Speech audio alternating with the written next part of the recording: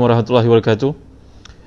Innal hamdalillah nahmaduhu wa nasta'inuhu wa nastahdihi wa nastaghfiruh wa natubu ilayhi wa natawakkalu alayhi wa na'udzu billahi min shururi anfusina wa sayyiati a'malina. Man yahdihillahu fala mudilla lahu wa man yudlil fala hadiya lahu. Allahumma salli wa sallim wa barik ala Muhammad wa ala ali Muhammad kama sallaita wa sallamta wa barakta ala Ibrahim wa ala ali Ibrahim fil alamin innaka Hamidum Majid. Amma ba'd. Waalaikumsalam warahmatullahi wabarakatuh. Encik Faris Misbah. Waalaikumsalam. Nurmana Mahmud, top fan kita, sahabat saya Cik Anwar. Nur Hasliha, top fan kita Nurmala Mahmud. Ummu Aisyah, Sayyidah Saleh, Atia Abdullah, Hajah Hafizah, Nur Aziah, Dr. Nur Aziah kita dan semua yang hadir pada malam ni ya. Haziana Nurdin. InsyaAllah kita akan masuki ayat ke-54 dan hingga ke-58 pada malam yang mulia ni insyaAllah. Ummu Muaz, kakak sayang, Aina Mazin ni, Fizul, Yang Mulia Tengku Murni, Safia Abdul Khair, Multazam, Haji Muhammad Hassan. Nur ini Adawiyah sebagai top fan kita. Nur Sahaliza dan semua yang hadir pada malam ni. Ummu Zubair. Ummu Zubair ni Ummu Ammar ke? Kakak yang saya dan Syafina, Yazid, Muhammad Adnan, Muhammad Arif Ismail, baik, Awatif Dina, Kamisa HMS, semua yang hadir pada malam ni. Sabrina, Jannah. Baik, ayat ke-54. A'udzubillahi minasyaitonir rajim. Walutan idh qala liqaumihi ata'atuna al-fahishata wa antum tubsirun a innakum lata'atuna rijala shahwatan min dunin nisa bal antum qaumun tajhalun. فما كان جواب قومه إلا أن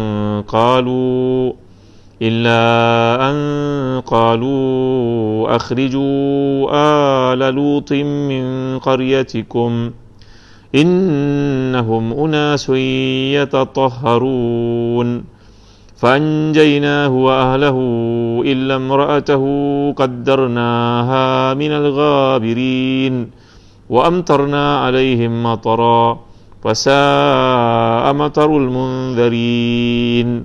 Sadaqallahul Azim. Inta Suraya, Kak Long pun ada, Syafizul Jilani, Nasir Nasruddin, top fan kita, Nuzita Muhammad, Rusmaila Umar, Sa'diyah Basar. Lihat pada terjemahan jilid yang ke-7 Tafsir Ibn Katsir ini muka surat 39. Kita dah menuju ke dah pun melepasi separuh daripada surah An-Naml, surah semut ini. Dan ingatlah kisah Lut ketika dia berkata kepada kaumnya, mengapa kamu mengerjakan buatan fahisyah itu sedangkan kamu melihatnya? Mengapa kamu mendatangi lelaki untuk memenuhi nafsumu bukannya perempuan? Sebenarnya kamu adalah kaum yang tidak mengetahui akibat buatanmu. Maka tidak lain jawapan kaumnya melainkan mengatakan, usirlah Lut beserta keluarganya dari negerimu, kerana sungguhnya mereka itu orang-orang yang mendakwa dirinya bersih. Maka kami selamatkan dia beserta keluarganya kecuali isterinya. Kami telah mentakdirkan dia masuk orang yang tertinggal, iaitu dibinasakan. Dan kami turunkan hujan atas mereka, hujan batu, maka amat buruklah hujan yang ditimpakan ke atas orang-orang yang diberi peringatan itu. Muslim-muslimat yang hati dan dikasih sekalian, mari kita lihat muka surat 40 pada tafsir Ibn Katsir jilid ke-7 ni, yang warna biru ni. Allah mengkhabarkan ihwal hamba dan juga rasulnya Lut alaihissalam. Dia memperingatkan kaumnya dari kemurkaan Allah atas perilaku tidak bermoral yang belum pernah dilakukan oleh seseorang manusia pun sebelum itu, iaitu menyukai lelaki sama lelaki, perempuan dengan perempuan. Perkara itu merupakan buatan yang tidak bermoral, di mana lelaki memerlukan kepada lelaki dan perempuan memadai dengan perempuan. Lut alaihissalam berkata, mengapa kamu mengerjakan buatan fahisyah itu padahal kamu melihatnya? Iaitu sebahagian kamu melihat sebahagian lain dan kalian berbuat kemungkaran tersebut dalam lingkungan itu. Jadi muslim-muslimat yang dirahmati dan dikasihi sekalian, kisah ini Allah bawakan kepada kita dalam beberapa tempat daripada Al-Quran. Contohnya kita dapat lihat dalam surah Al-A'raf, Allah turut menceritakan tentang kebejatan penyimpangan dilakukan oleh kaum yang diutuskan oleh Allah, Nabi Lut itu, iaitu perbuatan mereka.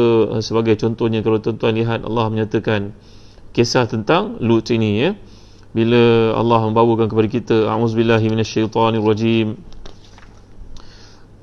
bila Allah gambarkan tentang perbuatan jahat yang dilakukan oleh kaum Nabi yang diutuskan oleh Allah pada mereka, iaitu Nabi Lut ini, ayat ke-82 surah Hud sebagai contohnya.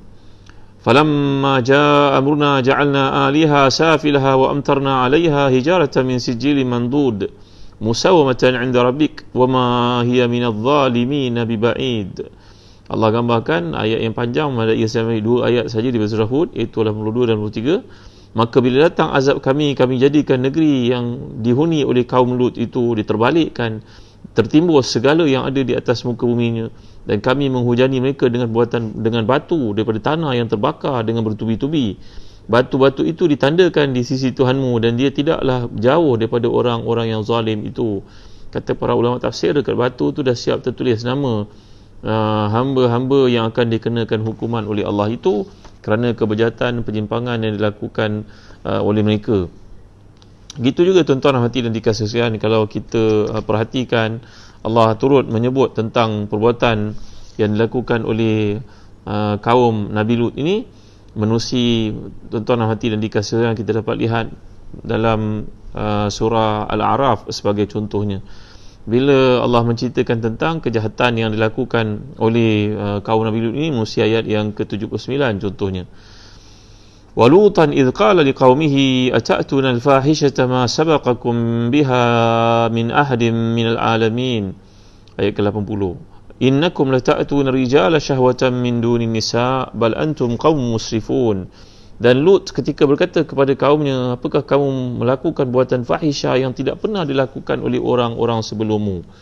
Jadi dalam ayat ini menunjukkan perbuatan homoseks ini pertama kali dilakukan, ataupun lesbian ini pertama-tama kali dilakukan oleh kaum Nabi Lut, kaum yang diutuskan Nabi Lut kepada mereka. Allah nyatakan ayat 82 seterusnya, وَمَا كَانَ جَوَابَ قَوْمِهِ إِلَّا أَنْ قَالُوا أَخْرِجُوهُمْ مِنْ قَرْيَتِكُمْ إِنَّهُمْ أُنَاسٌ يَتَطَهَّرُونَ فَأَنْجَيْنَاهُ وَأَهْلَهُ إِلَّا امْرَأَتَهُ كَانَتْ مِنَ الْغَابِرِينَ وَأَمْطَرْنَا عَلَيْهِمْ مَطَرًا فَانْظُرْ كَيْفَ كَانَ عَاقِبَةُ الْمُجْرِمِينَ. Dalam surah Al-A'raf, Allah menceritakan tentang apa yang dilakukan oleh kaum ini, iaitulah perbuatan kecenderungan melakukan perbuatan maksiat, perbuatan seks ini sesama jenis. Jadi kalau tuan-tuan perhatikan penggunaan laras ayat yang Allah gunakan dalam ayat ini, bila kita lihat, ia merupakan satu peringatan kepada sekalian umat Islam yang baca Al-Quran Al-Karim, bahawa Allah guna kat sini ayat merintahkan Nabi Muhammad SAW ingat tentang peristiwa yang berlaku kepada Nabi Lut ketika dia berkata kecaman dan juga teguran kepada kaumnya. Dia berkata, apakah kamu tidak berakal melakukan perbuatan fahisyah? Fahisyah ni kalau disebut dalam ayat Quran, dia merujuk kepada perbuatan-perbuatan maksiat yang berkaitan dengan seksual, dan hukuman yang dikenakan di situ sama ada rejam ataupun disebat 100 kali. Kalau sudah berkahwin maka direjam bila dia melakukan zina. Kalau dia melakukan zina dalam keadaan belum berkahwin, maka dia akan disebat 100 kali. Ini namanya fahisyah, perbuatan yang berkaitan dengan seksual. Apa-apa yang dirujuk oleh Quran dengan perkataan fahisyah ini merujuk kepada jenayah yang berkaitan dengan seksual. Kata para ulama tafsir, contohnya Al-Imam Al-Asfahani dalam tafsirnya Al-Mufradat, bila Allah menyatakan wa antum tubsirun, kamu menyaksikan, iaitu kamu menyaksikan bahkan binatang yang ada keliling kamu pun tidak melakukan perbuatan keji yang kamu lakukan itu. Mana ada binatang yang mendatangi yang sejenis dengannya? Tiba-tiba kamu memperhatikan benda itu keliling kamu, kamu melakukannya. Orang keliling kamu tidak melakukan buatan seperti ini. Binatang yang ada pun memahami tentang apa yang penyimpangan dan kejahatan apa yang dilakukan itu, binatang pun tidak melakukan sedemikian, sedangkan kamu pula melakukannya. Ini maksud Allah perkataan tubsirun. Tubsirun ni merujuk kepada basar. Basar ni lain daripada ru'yah. Kalau kita sebut wa antum tarawun ataupun wa antum tanzurun, tapi tubsirun ni merujuk kepada dia berkaitan dengan hati sebenarnya. Kerana apa-apa yang kamu lihat sepatutnya berkaitan dengan hati untuk dipikirkan. Apa sahaja yang kamu lihat bukan setakat penglihatan luaran, tapi dia juga berkaitan dengan hati untuk merumuskan, untuk berfikir. Jadi perkataan wa antum tubsirun ni merujuk kepada berfikir sebenarnya. Kamu tak terfikir ke? Binatang pun tidak melakukan buatan yang keji seperti yang kamu lakukan itu. Jadi kemudian Allah menyatakan innakum lata'tuna rijala syahwatan min dunin nisa bal antum qaumun tajhalun. Apakah kamu mendatangi lelaki untuk memenuhi syahwat kamu, bukannya perempuan? Sebenarnya kamu di kalangan orang yang bodoh, kamu di kalangan orang yang jahil. Kata para ulama tafsir, contohnya Imam Qurtubi dan tafsirnya, bila Allah menyatakan innakum lata'tuna rijal, apakah kamu cenderung mendatangi lelaki syahwatan min dunin nisa, Allah dah sebut kamu cenderung untuk mendatangi lelaki, syahwat kamu ke situ pula perginya, tidak pada perempuan. Bila kita sebut syahwat ini telah ditumpukan kepada lelaki, automatically faham maksudnya ini adalah satu buatan homoseks. Mengapa Allah tekankan lagi min dunin nisa? Mengapa Allah tekankan lagi perkataan tidak kepada orang perempuan? Mengapa kecenderungan kamu kepada lelaki, tidak kepada perempuan? Bukankah kalau sebut kecenderungan kamu pada lelaki itu semua orang dah faham? Kata a'imati tafsir, contohnya macam Imam Al-Qurtubi dan tafsirnya, ini menunjukkan kepada basyir, pada buruknya, jeleknya, hinanya perbuatan itu sampai perlu pada pengulangan, penekanan pada aspek kecenderungan seksual kepada yang sejenis ini, mengabaikan gender yang satu lagi yang diciptakan oleh Allah untuk kamu dapat anak daripadanya. Jadi kemudian secara tegas Nabi Lut menyebutkan fahisyah ini buatan buruk yang baginda maksudkan, Nabi Allah yang mulia dimaksudkan, iaitu mengajukan pertanyaan, mengukurkannya dengan tujuan mengisyaratkan betapa sulit, betapa payah diterima oleh akal yang sihat, nurani yang bersih tentang buatan fahisyah yang mereka lakukan itu. Apakah sesungguhnya dengan sebenar-benarnya kamu minat untuk datangi lelaki memenuhi syahwat seksual kamu, bukan kepada perempuan yang selayaknya, sedangkan binatang pun tidak melakukan demikian? Ini satu benda yang tak dapat dibayangkan. Sebenarnya dengan perbuatan ini terbukti bahawa kamu adalah kaum yang bodoh. Tajhalu ni tuan-tuan menunjuk kepada dua makna, kata para ulama tafsir. Satu, kalau orang itu bodoh, perkataan jahil yang disebut Quran ni ada banyak makna. Wala tabarujana tabarujal jahiliyatil ula, wala tabarujana tabarujal jahiliyatil ula sebagai contohnya. Jahiliyah yang disebut dalam Quran bukan bererti kebodohan yang bermaksud mereka tidak punya ilmu pengetahuan. Mereka punya ilmu pengetahuan, tapi mereka tidak menggunakan ilmu pengetahuan itu untuk berfikir. Mereka masih lagi menyembah patung berhala, padahal mereka tahu patung berhala tak boleh beri apa manfaat atau mudarat kepada mereka. Maka penggunaan perkataan tajhalun kat sini adalah bermaksud, kalau kita lihat, memahaminya iaitu kamu tidak mahu faham. Berbeza di antara perkataan jahil ini yang merujuk kepada kebodohan yang tak boleh nak diajar, ataupun kebodohan yang boleh diajar. Kalau kebodohan yang tak boleh diajar, kebodohan seseorang itu, sebagai contohnya kalau anak-anak masuk sekolah belum pandai membaca, maka kita pun terangkan kepada dia kelebihan membaca, boleh membaca nanti boleh pergi universiti, boleh jadi orang pandai, boleh dapat kerja yang baik. Kita terang kepada dia, maka dia pun membuang perasaan malas daripada dirinya dan dia pun belajar untuk membaca. Maka hilanglah kejahilan yang ada dalam dirinya.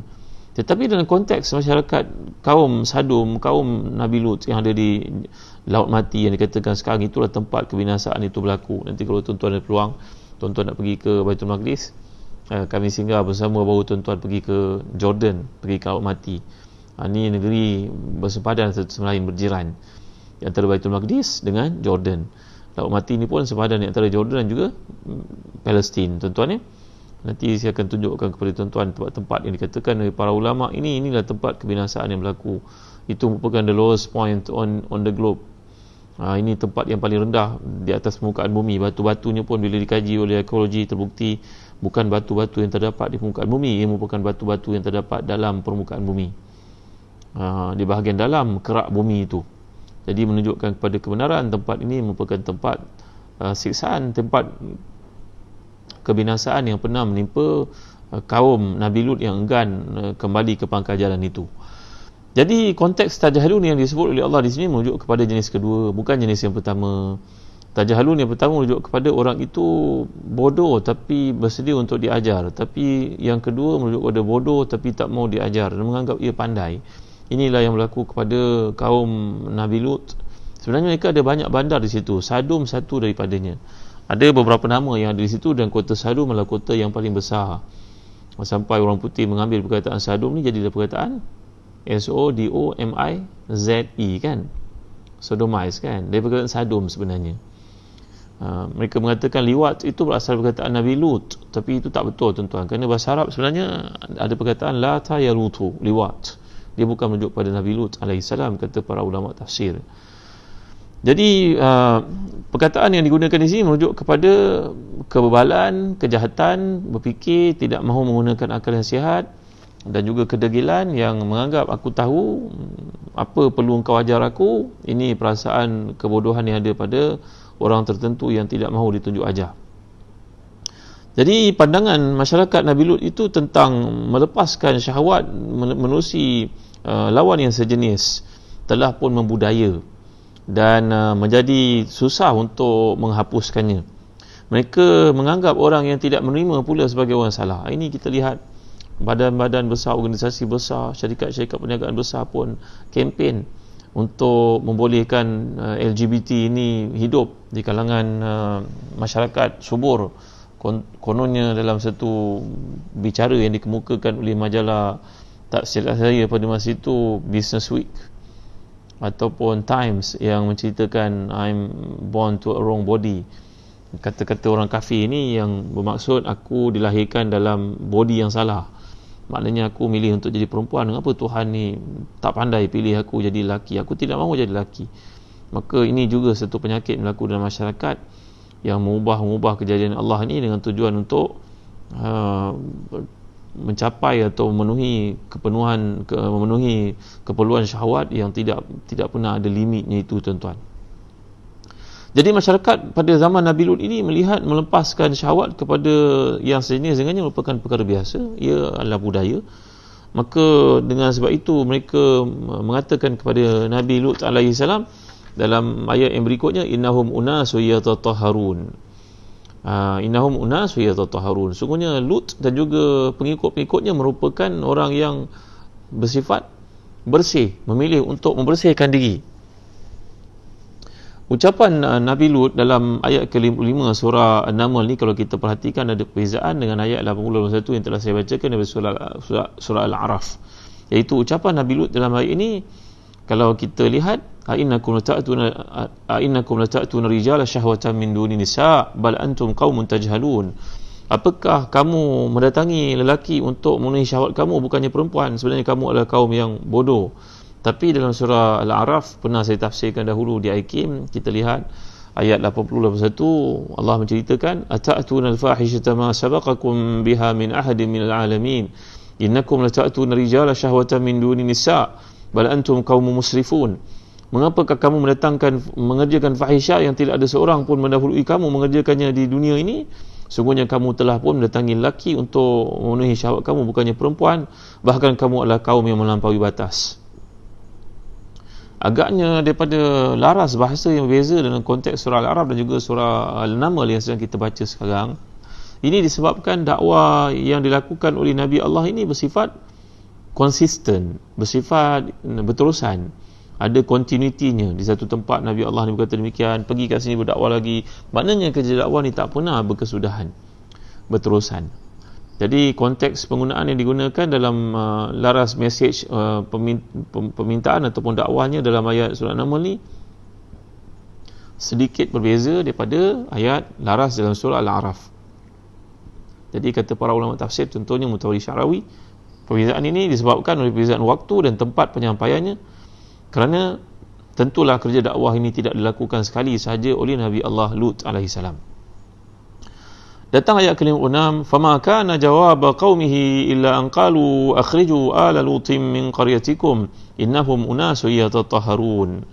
Kemudian maka tidak ada jawapan kaumnya melainkan mereka itu berkata, halaulah keluar Lut dari negeri ini, sungguhnya mereka merupakan orang yang menyucikan diri. Teguran yang demikian jelas menimbulkan sepatutnya rasa malu bagi orang yang normal. Kalau orang ni normal, tentulah mereka akan rasa malu di atas perbuatan itu kalau ditegur. Jadi kalau kita lihat dalam tafsir Ibn Katsir muka 40 ni, mereka merasa tersinggung dari perbuatan kamu dan ketetapan kamu atas tingkah laku kamu, maka usirlah mereka ini keluar daripada kamu, daripada kalangan kita, kerana mereka tidak patut berdekatan dengan tempat kita, kerana kita melihat perkara yang dia tidak lihat. Kita merasa sedemikian, dia merasakan sebaliknya. Kita ingin melakukan buatan seperti ini, tapi dia menegur dan juga menghalang kita. Jadi tindakan kaum Nabi Lut ini sebenarnya kalau kita lihat dalam penjelasan oleh para ulama tafsir, contohnya Al-Imam Ibn Katsir, itu juga dalam tafsir Tabari, menceritakan sungguhnya perbuatan kaum Nabi Lut ini bukan sahaja melakukan perbuatan songsang, lelaki mendatangi lelaki, perempuan mendatangi perempuan, seperti itu sahaja. Bahkan mereka juga mengambil sikap menzalimi orang yang lemah, mereka menipu dalam jual beli, mereka mengambil kesempatan terhadap orang yang tidak berupaya, dan mereka juga suka hadir dalam satu tempat tanpa ada perasaan malu untuk kentut beramai-ramai di hadapan orang tanpa ada sedikit pun rasa bersalah. Tuan-tuan dimuliakan Allah sekalian, jadi dalam Islam kita diajar untuk menjaga ketertiban, adab tata susila ni tuan-tuan. Bahkan dalam adab ketimuran pun tak sesuai untuk melakukan demikian. Tapi bagi mereka, siapa yang kuat kentutnya itu, maka lebih tinggilah kedudukannya dalam skala kemasyarakatan. Ini disebut oleh Imam Ibn Jarir Tabari dalam tafsirnya. Perbuatan buruk dan tidak bermoral itu juga mereka cenderung untuk melaga-lagakan binatang sesama sendiri. Laga ayam dengan ayam, laga lembu dengan lembu. Jadi perbuatan-perbuatan seperti ini merupakan perbuatan yang diharamkan dalam Islam.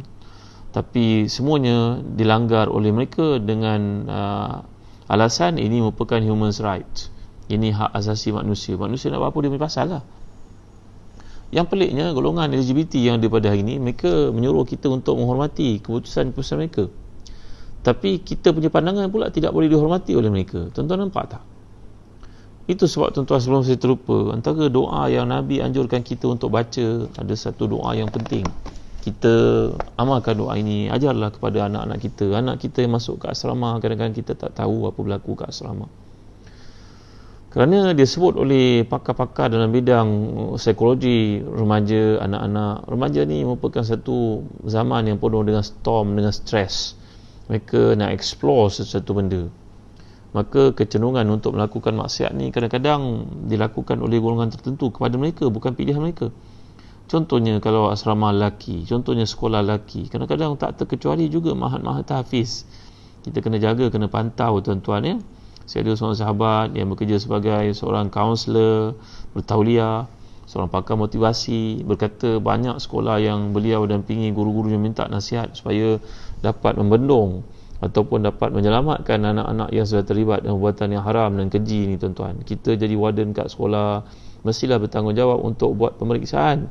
Jangan main tanda tangan je, ciluk-ciluk je, kemudian tak pergi pun jalankan tanggungjawab, ambil gaji, ambil allowance sebagai contohnya.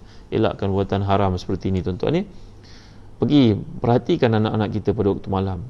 Yang lakinya kalau ada kecenderungan tertentu, kita lihat, tegur, betulkan sebelum ia merebak, dan akhirnya tak boleh nak ubah lagi. Tuan-tuan dimuliakan Allah sekalian, itu sebab antara doa Nabi kita ajar kepada seorang sahabat. Kata para ulama hadis, mungkin dalam hadis ini merujuk kepada sahabat itu punya kecenderungan yang tertentu bersifat maksiat, maka Nabi telah pun memberi kepadanya satu petua, azimat, doa supaya dapat menyelamatkan dirinya daripada terjerumus dalam perkara-perkara yang haram. Iaitulah doa Nabi SAW, Allahumma inni a'udzubika min syarri sam'i wa min syarri basari wa syarri lisani wa syarri qalbi wa syarri maniyati. Tuan-tuan ni boleh ikut saya baca, senang ni doa ni. Allahumma inni a'udzubika min syarri sam'i wa syarri basari wa syarri lisani wa syarri qalbi wa syarri maniyati. Ada 5 perkara. Hadis ini Abu Dawud, Tirmizi dan juga Nasa'i. Nabi berpesan kepada sahabat ini, Allahumma inni a'udzubika min syarri sam'i wa syarri basari wa syarri lisani wa syarri qalbi wa syarri maniyati. Ya Allah, ya Tuhanku, aku mohon kepadamu perlindungan daripada kejahatan pendengaranku, kejahatan penglihatanku, kejahatan lidahku, kejahatan hatiku, dan aku mohon perlindungan kepadamu daripada kejahatan maniku, air maniku.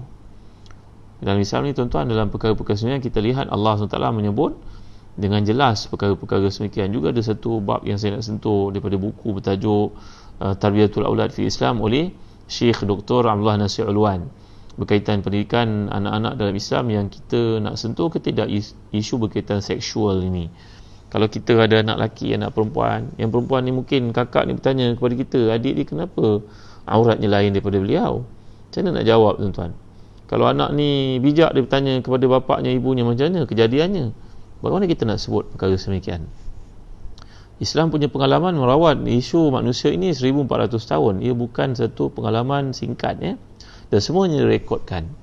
Daripada zaman Nabi, para sahabat merekodkan, tabi'in merekodkan, kemudian ahli hadis datang, mereka telah mengambil catatan-catatan daripada para sahabat, para ulama yang terdahulu daripada mereka, maka semuanya mengikut sanad, iaitu satu penyenaraian rekod yang sangat lengkap dan sempurna, panduan-panduan yang patut kita ambil.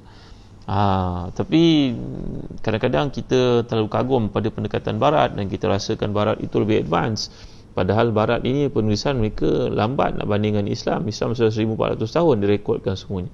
Lihat Sahih Bukhari berapa umurnya, lihat Tafsir Ibn Katsir berapa umurnya, lihat kitab Al-Um oleh Imam Syafi'i berapa umurnya, Musnad Abu Hanifah berapa umurnya tuan-tuan. Ini adalah bukti kepada kesempurnaan Islam, kerana segala dapatan itu telah pun ditapis, dikaji, dibahaskan, ditulis, dikomen, beribu-ribu, berjuta-juta buku dalam pendidikan yang telah dihasilkan oleh para ulama dalam kesempurnaan penjelasan mereka terhadap isu-isu yang bangkit dalam Islam ni tuan-tuan. Jadi doa yang dianjurkan Nabi kepada sahabat ni tadi, Allahumma inni a'udzubika min syarri basari, Allahumma inni a'udzubika min syarri sam'i wa syarri basari wa syarri lisani wa syarri qalbi wa syarri maniyati. Ya Allah, aku mohon perlindungan kepadamu daripada kejahatan pendengaranku, kejahatan penglihatanku, kejahatan lidahku, kejahatan hatiku, dan kejahatan air maniku. Ini satu tafsiran oleh para ulama. Dalam tafsiran lain dikemukakan, kata Ibnu Hajar, makna maniyah ni berarti mauti, mohon kepada Allah supaya mati aku dalam keadaan yang baik. Ini ada pelbagai penjelasan. Sebab ada yang datang dari perkataan mani ataupun maniyah yang merujuk kepada maut. Tapi di kalangan ulama juga menjelaskan, menerangkan bahawa ini berkaitan keselamatan kita pun kepada Allah untuk diri kita atau anak-anak kita daripada terjebak melakukan zina. Kerana salah satu tafsiran perkataan maniyah di sini adalah perbuatan maksud kepada air mani, tuan-tuan dimuliakan Allah sekalian. Jadi inilah dia dapat kita perhatikan bila Nabi Lut alaihissalam menyampaikan kepada kaum pada tempat itu larangan untuk melakukan homoseks, lesbian, maka mereka mengada-ngadakan, mengatakan kepada Nabi yang mulia ni bahawa anda merupakan manusia yang suci, ya tatahharun. Dalam bahasa Arab kalau kita belajar perkataan ya tatahharun ini, dia merupakan wazan daripada perkataan yafta'ilun. Ya. Jadi ataupun yatafa'alun, tafa'ul.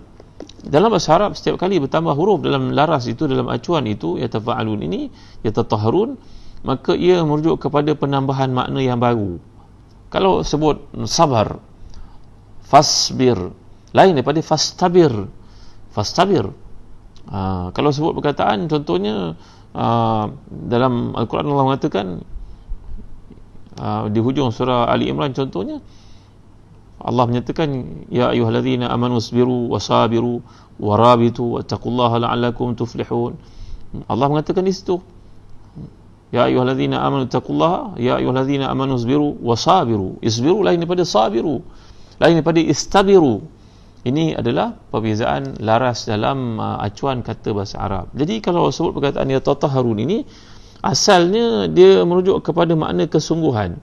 Ini perli ataupun satu kata-kata yang merujuk kepada penghinaan kepada seseorang itu melakukan kebaikan. Macamlah seseorang kita bila lihat ada orang rajin, contohnya rajin baca Quran, maka yang lain kata nak tunjuk tu, nak tunjuk hebat lah tu, nak tunjuk bacaan sejap lah tu, nak tunjuk puasa lah tu. Ini kata-kata yang bersifat istihza, tuan-tuan dimuliakan Allah sekalian, sukhriyah. Jadi ini adalah perbuatan orang-orang kafir terhadap orang Islam.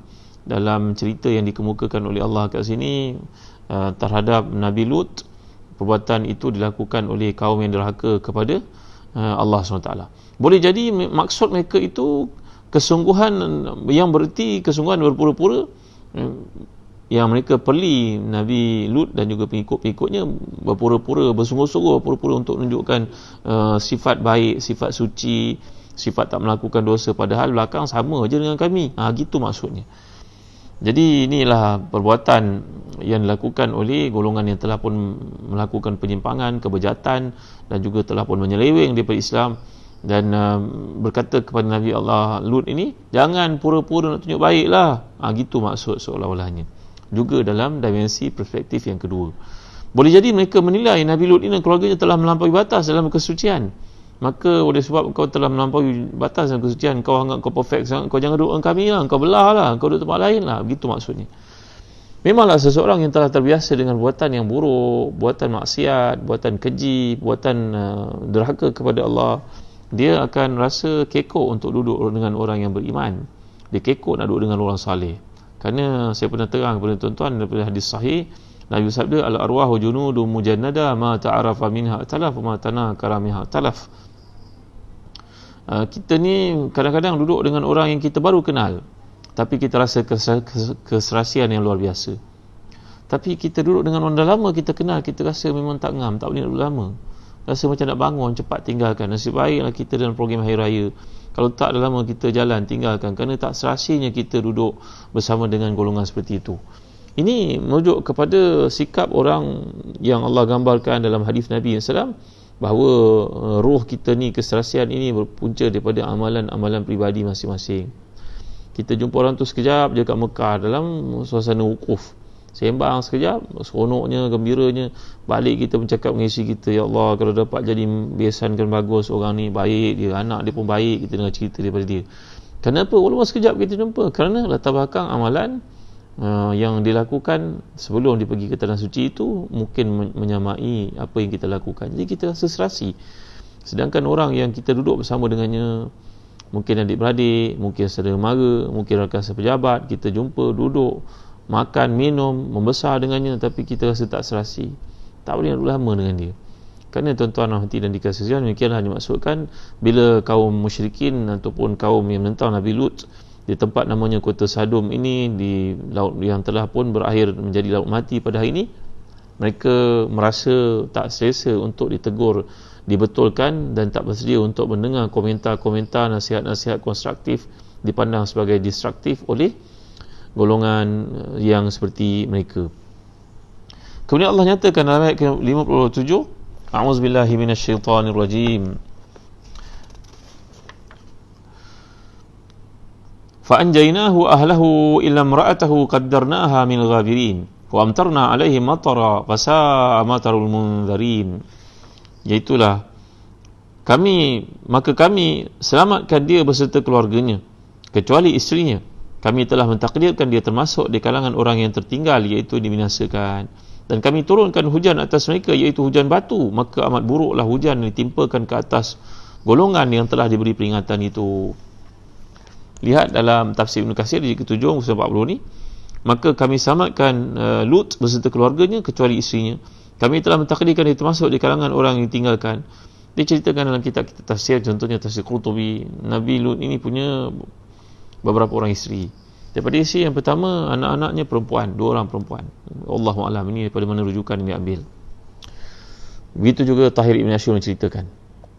Tapi kedua orang anak perempuan itu cenderung untuk mengikuti suami mereka, menyokong kejahatan suami mereka, iaitu suami yang terlibat dalam perbuatan yang diharamkan oleh Allah. Mereka binasa bersama.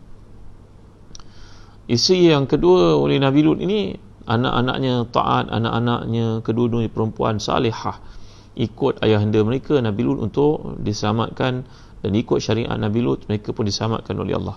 Tapi isterinya memilih untuk mengikuti golongan yang derhaka kepada Allah. Kata para ulama tafsir, isteri Nabi Lut tidak terlibat melakukan zina, tak terlibat melakukan lesbian, tetapi kecenderungannya untuk membiarkan perkara itu berlaku, malahan tidak menegur, malah mereka dia bersekongkol dengan golongan yang derhaka kepada Allah itu, menyebabkan Allah membinasakannya bersama dengan kaum yang lain.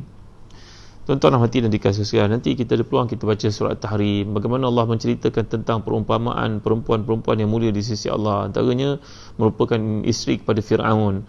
Walaupun Fir'aun ni seorang yang mengaku menjadi Tuhan, tetapi Asia itu tetap taat kepada Allah SWT, berdoa kepada Allah, Rabbi ibni li baitan indaka fil jannah wa najini min fir'auna wa amalihi wa najini min qaumiz zalimin. Ya Allah, binalah untuk aku sebuah rumah di syurga dan selamatkan aku daripada kejahatan Fir'aun ini dan juga amalan-amalannya, walaupun itu suaminya sendiri. Jadi apa yang terdapat dalam hati kadang-kadang berbeza daripada tindakan luaran. Kita kena awasi anak-anak kita, tuan-tuan dimuliakan Allah sekalian. Mungkin dari sudut luarannya nampak dia mengikuti kita pergi semayang, baca Quran, tapi masuk tak dalam hatinya.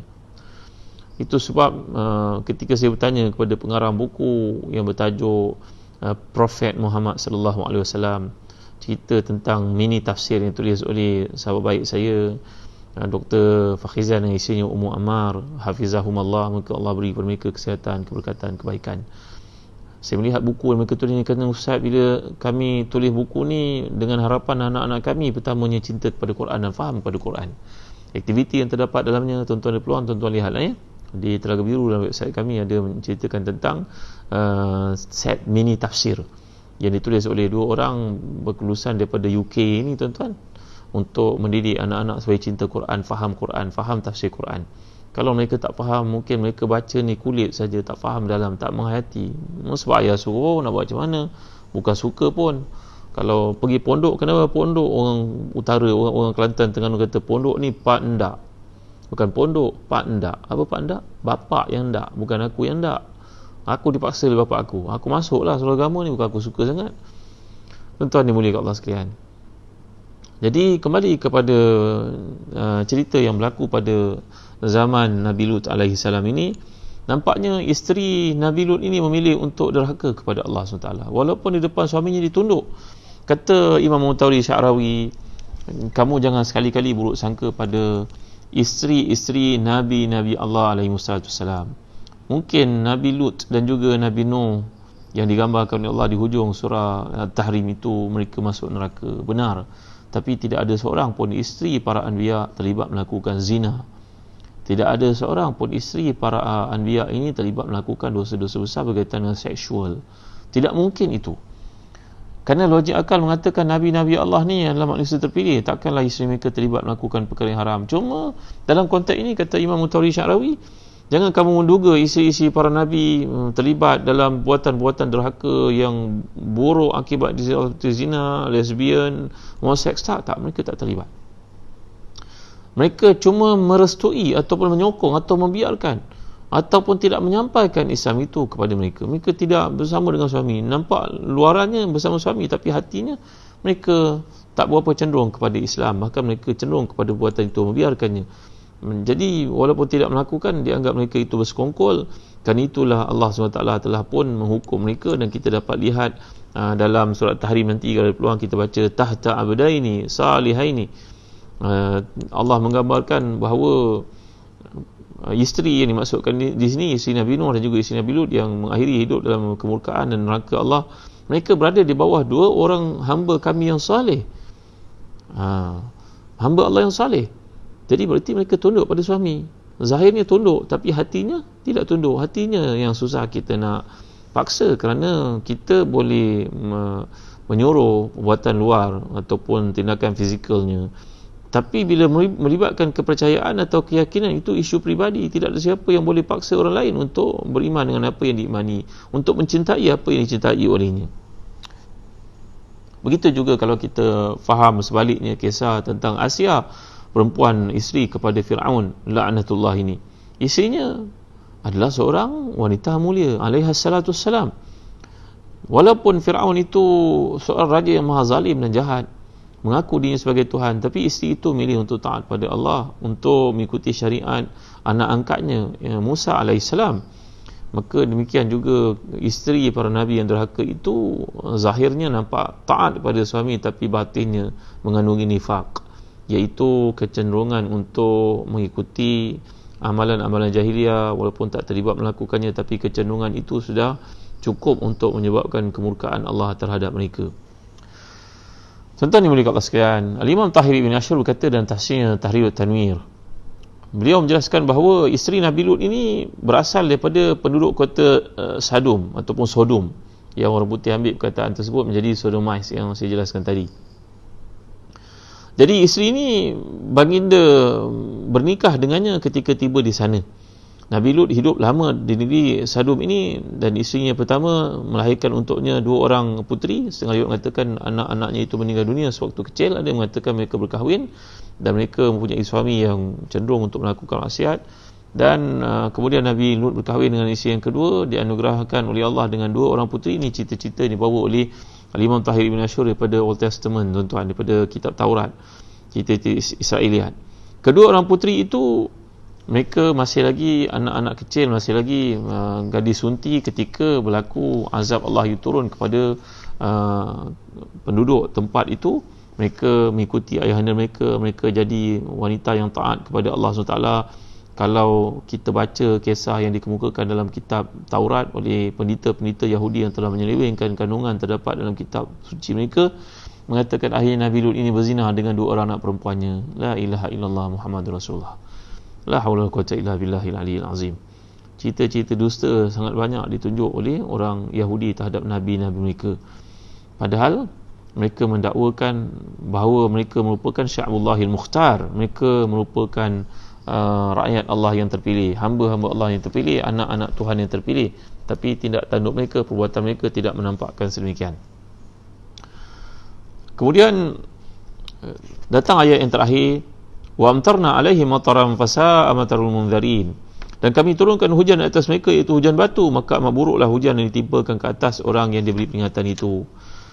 Jadi di sini hujan batu yang dimaksudkan daripada sijil, sangat panas dan mendidih daripada Allah SWT. Batu itu tepat kena kepada golongan yang derhaka dan zalim itu, dan Allah berfirman fasa'a matarul munzarin, amat buruklah hujan yang ditimpakan ke atas orang peringatan itu, iaitu di mana hujah sudah pun sampai, peringatan telah pun disampaikan Nabi Allah yang terpilih, Nabi Lut ini, tetapi mereka tetap memilih mendustakan, menentang, malahan berusaha untuk mengusir Nabi Allah yang mulia ini dari kampung mereka.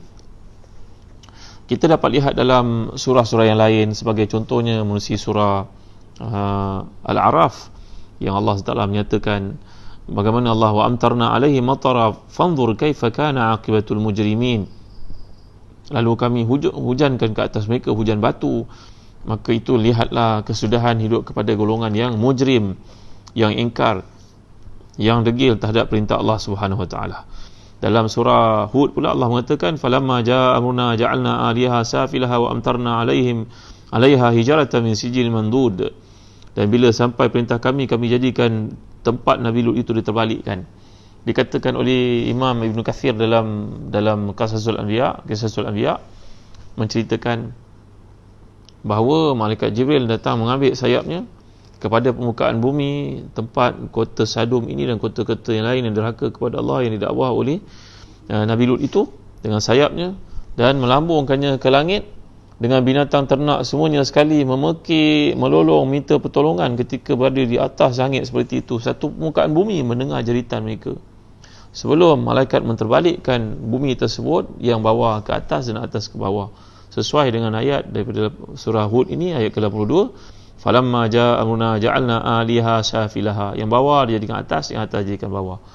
Maka tempat tersebut telah pun diterbalikkan oleh Allah. Itu sebab permukaan bumi di situ, kata para geologis, bahawa permukaan batu yang terdapat dalam laut mati itu merupakan batu-batu yang terdapat dalam permukaan bumi, bukannya batu-batu biasa yang boleh mereka lihat di mana-mana permukaan bumi yang lain.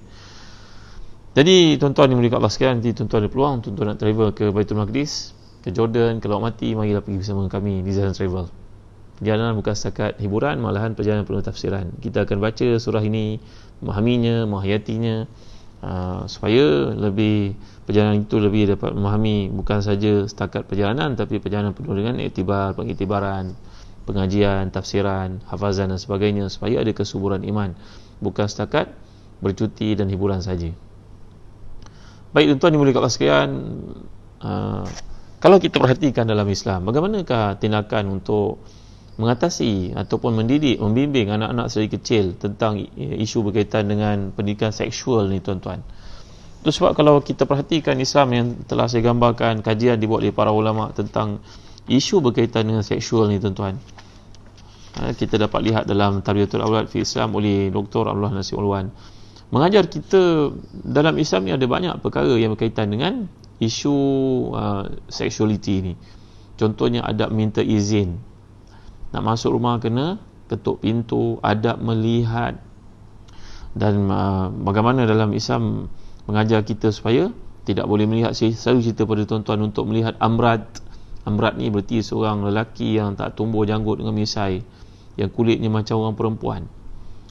Pun tak boleh, apatah lagi kalau perempuan yang bukan mahram. Bagaimana pula hukum melihat aurat budak-budak kecil, kan?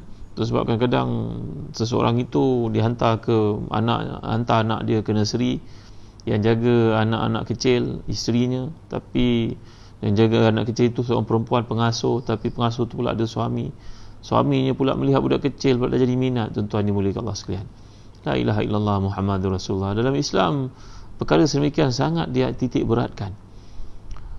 Kemudian bagaimana kita nak berterus terang dengan anak-anak tentang isu berkaitan seksual, tambahan pada zaman fitnah ni. Kita buka Facebook pun, buka Instagram pun, macam-macam habuan bersifat seksual ni telah pun didedahkan. Macam mana nak sebut dengan apa tindakan kita, kan? Bagaimana mencegah anak-anak kita daripada terlibat dengan pengaruh seksual yang ada. Hari ini kita mendengar di sini orang membuang baby, membuang anak. Lumrahnya ataupun kebanyakannya kes ini merujuk kepada orang Islam. Amat memalukan tuan-tuan dimuliakan Allah sekalian. Menunjukkan kepada kita perbuatan zina ni berlaku bukan sekali. Kerana sekali mungkin tak melekat anak seperti itu, mungkin berkali-kali telah dilakukan. Apa tindakan kita, apa peranan kita pada hari ini tuan-tuan ni? Kemudian dalam Islam pun mengajar kita bila sampai kepada umur nikah untuk dikahwinkan, in ja'akum man tardawna dinahu wa khuluquhu fazawijuhu illam takunu taf'alun takun fitnatun fil ard wa fasadun arid. Kata Nabi SAW pesan, kalau ada orang datang meminang anak kamu, cukup agamanya, akhlaknya, kahwinkan mereka. Kalau tidak, nanti akan berlaku fitnah dan juga kerosakan yang besar. Tajuk ini memerlukan satu bincangan khusus. InsyaAllah ada peluang nanti kita akan memuka tajuk ini, memandangkan kepada kepentingannya dengan suasana pada hari ini. Daripada kitab Tarbiyatul Aulad fi Islam, pernikahan anak-anak dalam Islam, saya akan sentuh bab ini lebih lanjut insya-Allah pada waktu yang lain dengan izin Allah SWT. Jadi doa yang telah saya ijazahkan tadi kita amalkan untuk diri kita. Kalau kita baca untuk anak lelaki kita, tukarlah bersihnya. Allahumma inni a'udzubika min syarri sam'ihi wa syarri basarihi wa syarri lisanihi wa syarri qalbihi wa syarri maniyatihi. Kalau perempuan, Allahumma inni a'udzubika min syarri sam'iha wa syarri basariha wa syarri lisaniha wa syarri qalbiha wa syarri maniyatiha. Saya dah jelaskan tadi, setengah ulama hadis menjelaskan perkataan maniyah merujuk kepada zina, kepada perbuatan haram, perhubungan seksual lelaki perempuan. Setengah merujuk kepada kematian. Dua-dua itu betul mengikut kepada asas perkataan ni, memang merujuk kepada dua benda itu dalam keadaan. Tapi bila kita lihat kepada asbabul wurud hadis ini, para ulama mengatakan ia berkaitan dengan seorang sahabat yang mungkin ada kecenderungan galak untuk melakukan maksiat bersifat seksual. Itu sebab kaitan di antara pendengaran, penglihatan, lidah, hati, dan akhirnya menjurus kepada perbuatan seksual. Kan mula-mula dengar-dengar kan, dengar orang cerita, lepas tu betul pergi tengok. Bila pergi tengok, apa yang berlaku sebab itu? Lidah pun berkata-kata, oh nak kena try ya. Lepas tu hati cakap, boleh, engkau ada duit, engkau ada kesempatan, engkau jauh daripada keluarga, dan akhirnya terlibat melakukan zina. Kalau ikut pada perturutan ataupun kesinambungan versi doa Nabi ini dalam konteks panca indera yang Nabi minta kepada Allah perlindungan daripada terjebak melakukan perbuatan haram, bermula satu persatu dan akhirnya berakhir dengan zina ataupun perbuatan seksual ni tadi. Mudah-mudahan Allah memberkati kita pada malam ni sedikit makanan rohani. Harap tuan-tuan sudilah untuk share video ni kepada sahabat-sahabat kita, teman-teman kita, kawan-kawan kita, ahli karya, rakan kelas kita di sekolah dahulu. Dan jangan lupa bagi tuan-tuan yang nak memiliki buku-buku, jangan lupa untuk melayari website www.telagabiru.net.my. Kami punya buku yang banyak, buku-buku dalam bidang berbagai bidang. Begitu juga pelajaran untuk anak-anak kita daripada 1 sampai darjah 6, tingkatan 1 sampai tingkatan 5. merangkumi peperiksaan-peperiksaan seperti PSR, PSRA, PKK, PT3, SPM. Ya, dan bagi tuan-tuan yang telah terlibat melakukan korban, alhamdulillah, yang melibatkan akikah, mungkin nanti Ustaz Faiz, CEO Zazan Travel, akan update tuan-tuan tentang sembelihan yang telah kami mulakan di Syria, khususnya untuk ibadah akikah. Korban belum lagi lah. Korban akan mula pada 10 Zulhijjah nanti. Nanti kita akan updatekan mereka yang terlibat tentang korban mereka lakukan, moga-moga diterima oleh Allah sebaik-baiknya.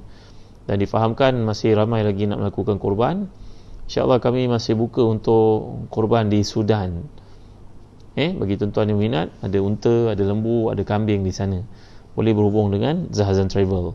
Ustaz Faiz mudah-mudahan dapat membantu tuan-tuan untuk melakukan ibadah korban yang tuan-tuan harap, ataupun akikah di Sudan pada kali ini. Masih ada kekosongan untuk Sudan. Alhamdulillah di Syria kita telah selamat menghantar bayaran yang berkenaan. Tak lama lagi video korban nanti selepas ibadah korban mula akan kami updatekan kepada tuan-tuan yang terlibat. Begitu juga di Mekah, ya. Jadi setakat ini saja dulu. Terima kasih atas kehadiran tuan-tuan, sokongan tuan-tuan kepada kuliah tafsir ini. Panjang-panjang kepada saudara-saudara kita di luar, sahabat-sahabat kita di luar. Moga-moga apa yang disampaikan ini memberi manfaat kepada kita, memahami Al-Quran yang turun kepada kita, dapat beramal dengannya dan menjauhi larangan-larangan yang terdapat padanya. Baik tuan, ada apa soalan ke? Suzy Daniel, Raihana Amam, Saidah Saleh, top fan kita, Raihana Azali, Awatif Dina. Ustaz, jika arwah Tuan Guru Ni Abdul Aziz mengambil masa lebih 30 tahun untuk menghabiskan tafsir surah Al-Quran, harap Ustaz juga dapat menghabiskan tafsir semua surah Al-Quran. Mungkin selepas ini jika keadaan kembali normal, dan mungkin masa Ustaz sedikit kesibukan, tapi sekurang-kurangnya sampai ke tafsir walaupun seminggu sekali. Terima kasih Awatif Dina. Terima kasih, doakan saya diberi kesihatan, diberi kesempatan nak menyampaikan tafsir ni. Saya membaca sekurang-kurangnya 5 kitab tafsir tuan-tuan, bagi mendapat memahami apa yang Allah kehendaki. Kerana takut-takut menyampaikan apa yang ada pada nafsu saya, ia menyalahi apa yang dikehendaki oleh Allah SWT. Wala taqulu lima tasifu alsinatukum hadha, wala taqulu lima tasifu alsinatukum al-kazib hadha halal wa hadha haram litaftaru 'ala Allahi al-kazib. Tidak boleh kita berkata sesuatu tanpa asas, tanpa pengetahuan. Saya menghabiskan masa berjam-jam sehari untuk memahami dan menyampaikan kepada tuan-tuan. Mudah-mudahan Allah beri pada saya kesihatan untuk meneruskannya. Terima kasih, ya. Sesabila Kota Sadum, tempat kaum Nabi Lut.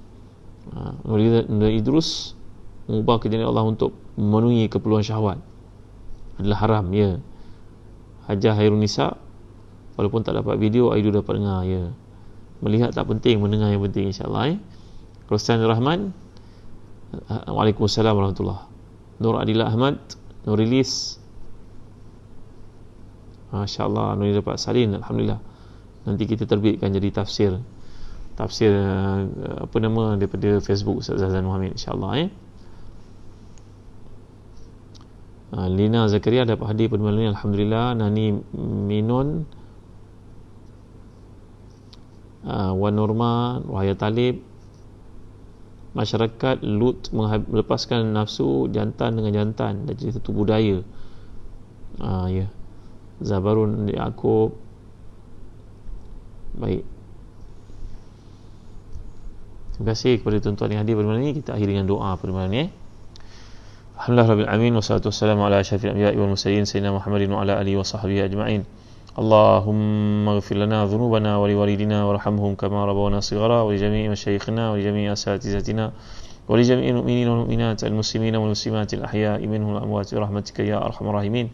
Allahumma kfina bi halalika an haramika wa aghnina bi fadlika amman siwak. Allahumma rabbana la tada' lana fi maqamina hadha zanban illa ghafarta, wala maridan illa shafaita, wala maridan illa shafaita, wala maridan illa shafaita, wala aiban illa satarta, wala ghaiban illa radadta, wala musafiran illa sallamta, wala azaban illa zawajta, wala aqiman illa anjabtala, wala hajatan hawaij dunya wal akhirah ya laka ridha wa lana fiha salah ila adaitaha wa qadaitaha wa yasartaha ya rabbal alamin. Wahai Tuhan kami, jangan ada seorang pun yang hadir dalam majlis ilmu pada malam ni yang sakit, melainkan disembuhkan. Wahai Tuhan, kasihani hadir ya Allah. Jangan ada seorang pun yang memiliki aib yang akan ditutupkan. Jangan ada seorang pun yang akan musafir selamatkan pergi baliknya. Jangan ada seorang pun punya hajat kebaikan, selagi ia kebaikan untuk dunia akhiratnya, melainkan disempurnakan hajatnya itu, wahai Tuhan. Jangan ada seorang pun yang belum berkahwin yang Kau kurniakan untuknya, sama ada suami yang salih ataupun isteri yang salihah yang akan bahagiakan dunia dan juga akhiratnya. Jangan ada seorang pun yang belum memiliki anak, melainkan Kau kurniakan untuknya anak-anak yang salih yang salihah yang akan meneruskan kehidupannya dengan kebaikan. Menjadi doa untuknya selepas kematian nanti, wahai Tuhan. Ya Allah, Engkau telah berfirman bahawa Anda dipenuhi segala hajat hamba-hambamu daripada awal hingga terakhir. Setiap semua diberi hajat masing-masing, tidak akan mengurangkan sedikit pun daripada khazanah-Mu yang maha luas, kekayaan-Mu yang maha hebat. Maka penuhilah hajat setiap kami ada di sini, wahai Tuhan. Allahumma a'inna ala zikrika wa syukrika wa husni ibadatik. Rabbana ja'alna muqimis salah wa min zuriyatina Rabbana wa taqabbal du'ana.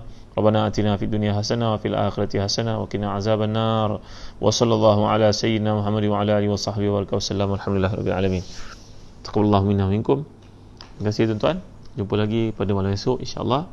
Assalamualaikum warahmatullahi wabarakatuh.